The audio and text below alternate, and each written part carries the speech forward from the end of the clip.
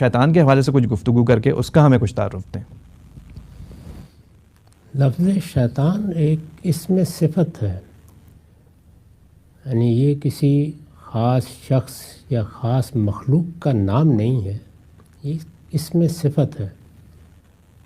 وہ لوگ جو خدا کے مقابلے میں سرکشی اختیار کر لیں ان کو عربی زبان میں شیطان بھی کہا جا سکتا ہے اور طاغوت بھی کہا جا سکتا ہے۔ وہ بھی طغیان سے ہے، یہ شیطان ہے۔ تو سرکشی اور تمرد اختیار کرنے والوں کے لیے یہ اسم صفت یا ایک ایڈجیکٹو ہے جو عربی میں استعمال ہوتا ہے۔ ٹھیک ہے۔ تمرد اور سرکشی میں اختیار کروں، آپ کریں، کوئی انسان کرے، کوئی فرشتہ کرے، کوئی جن کرے، سب کے لیے استعمال ہو سکتا ہے، اور قرآن مجید میں استعمال ہوا ہے، سب کے لیے استعمال ہوا ہے۔ تو اس لیے شیطان کو کوئی الگ مخلوق نہیں سمجھنا چاہیے اس طرح سے۔ یہ تو ایک صفت ہے، جس میں بھی پیدا ہو جائے گی اس کو شیطان کہا جا سکتا ہے۔ ہمارے دیہات میں تو گدھے کو بھی کہتے تھے۔ تو اس لیے یہ ایک صفت کا اظہار ہے، وہ آپ کسی کے بارے میں بھی کر سکتے ہیں۔ اب اس کے بعد ابلیس جس کو کہا جاتا ہے، جی، اس کی حقیقت قرآن سے سمجھ لینی چاہیے۔ یعنی اللہ تعالیٰ نے جب اس دنیا کی ابتدا کی ہوگی تو ہم سے پہلے جو مخلوقات اس میں بنائی گئیں ان میں فرشتے ہیں، ہم نہیں جانتے کب، لیکن بہرحال وہ اللہ کی ایک مخلوق ہے، اور ارادہ و اختیار رکھنے والی مخلوقات میں سب سے بلند تر مخلوق ہے، سب سے برتر مخلوق ہے۔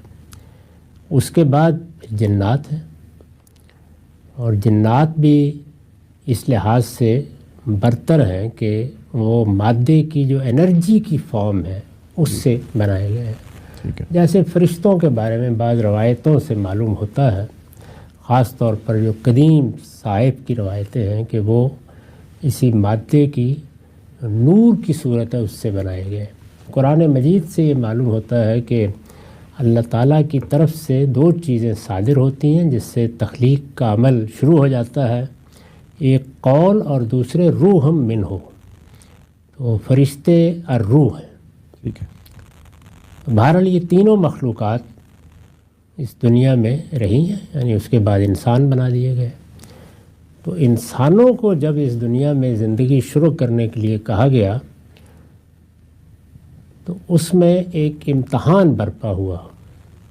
وہ امتحان کس لیے برپا کیا گیا؟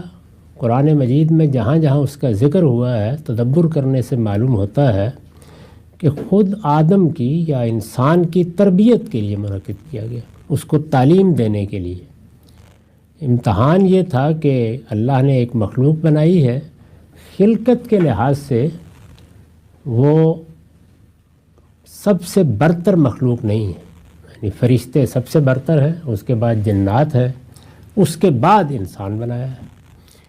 اور اگر ترتیب کے لحاظ سے دیکھا جائے تو جو ان کی خلقت کا مادہ بظاہر معلوم ہوتا ہے اس میں بھی یہی واضح ہوتا ہے کہ اسی طرح سے ان کی حیثیت ہے۔ تو برتر مخلوقات کو اللہ تعالیٰ نے حکم دیا کہ وہ اپنے سے اس کمتر مخلوق کے سامنے سجدہ ریز ہو جائے۔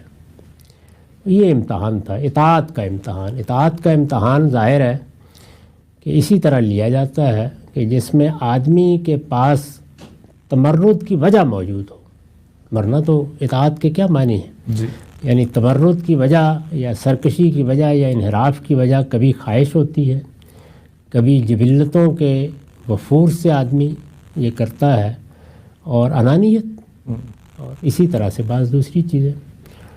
تو فرشتوں نے اس میں اپنی کوئی تحقیر نہیں سمجھی، انہوں نے یہ خیال کیا کہ ہم جیسی بھی برتر مخلوق ہیں، اللہ تعالیٰ کے سامنے ہماری کیا حیثیت ہے؟ ہمیں یہ کہا گیا ہے وہ کسی اونٹ کے سامنے، کسی مٹی کے ڈھیر کے سامنے کہے تو ہم سجدہ ریز ہو جائیں گے۔ انہوں نے کوئی تردد نہیں کیا، سب کے سب جھک گئے۔ لیکن ابلیس تیار نہیں ہوا، اور ابلیس کا نام پرانے صحیفوں میں عزازیل آتا ہے، یہ اسی طرح کا نام ہے جیسے جبریل، میکائیل، اس طرح کے نام ہیں۔ اس موقع کے اوپر اس نے انکار کر دیا اور یہ کہا کہ میں برتر ہوں اور یہ میرے ساتھ زیادتی کی گئی ہے اور میری انا کو چیلنج کیا گیا ہے، میں سجدہ نہیں کروں گا۔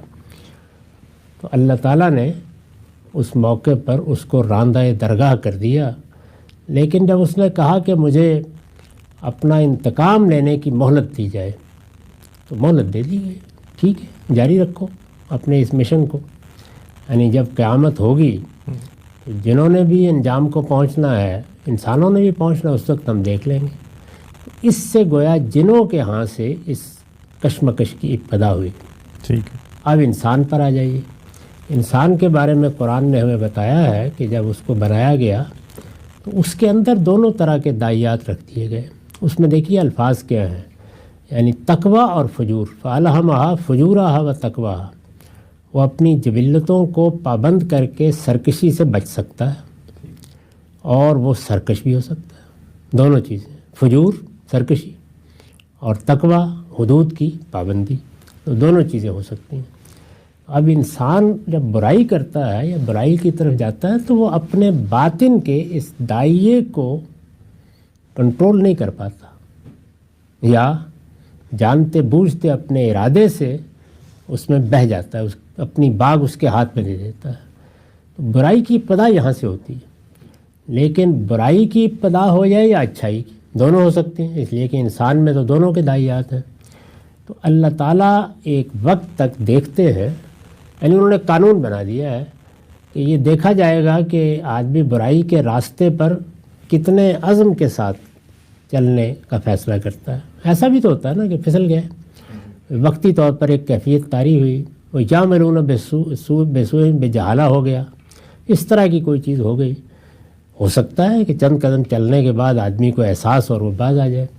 نیکی میں بھی یہی ہوتا ہے، یعنی آدمی پہلے خواہش کرتا ہے، پھر ارادہ کرتا ہے، پھر مشکلات کا مقابلہ کرنے کے لیے قدم بڑھا دیتا ہے۔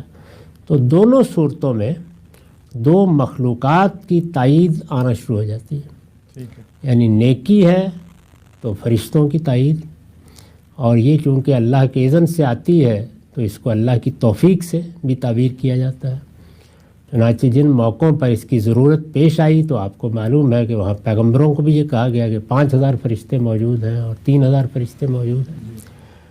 اور اسی طرح سے جس وقت ہم برائی پر جازم ہو جاتے ہیں، ایک وقت ایسا آتا ہے کہ جب خدا سے غفلت ایک جگہ تک پہنچ جاتی ہے تو پھر اللہ تعالیٰ شیاطین کو بھی موقع دے اذن دے دیتے ہیں کہ اب تم بھی گمراہ کر سکتے ہو۔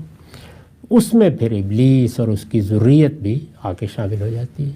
ٹھیک ہے، تو اس کو عام طور پر شیطان سے بھی تعبیر کر لیا جاتا ہے، ورنہ قرآن میں شیطان اور طاغوت کے الفاظ شیطان کے لیے یعنی ابلیس کے لیے بھی آئے ہیں۔ ابلیس تو اس کا نام اس کے بعد پڑا جب اللہ کی رحمت سے مایوس ہو گیا، اصل میں نام عزازیل ہی ہے۔ تو یہ اس کی حقیقت ہے۔ ٹھیک ہے سر۔ تو یہ ہمارے ساتھ اگر معاملہ کرتا ہے کوئی کوئی شیاطین اگر معاملہ کرتے ہیں، چاہے وہ انسانوں میں سے ہوں یا جنات میں سے ہوں، تو کیا وہ ہمیں بائنڈ تو نہیں کر سکتے نا کہ ہم کوئی غلط کام کریں؟ وہ وسوس فی صدور الناس، وہ لوگوں کے دلوں میں وسوسہ ڈالتے ہیں۔ ٹھیک ہے، اب یہ آپ کا کام ہے کہ آپ اس وسوسے کو رد کر دیں یا قبول کر لیں۔ وہ قبول کرتے ہیں تو جس طرح آپ قبول کرتے چلے جاتے ہیں ان کو آپ کے وجود پر گرفت حاصل ہوتی چلی جاتی ہے۔ وہاں پر بھی دیکھیے قرآن مجید نے خاص نہیں کیا اسے جنوں کے ساتھ، من الجنت والناس، یعنی وہ جنوں میں سے بھی ہوتے ہیں انسانوں میں سے بھی ہوتے ہیں۔ ٹھیک ہے، تو شیاطین دونوں طرف ہوتے ہیں۔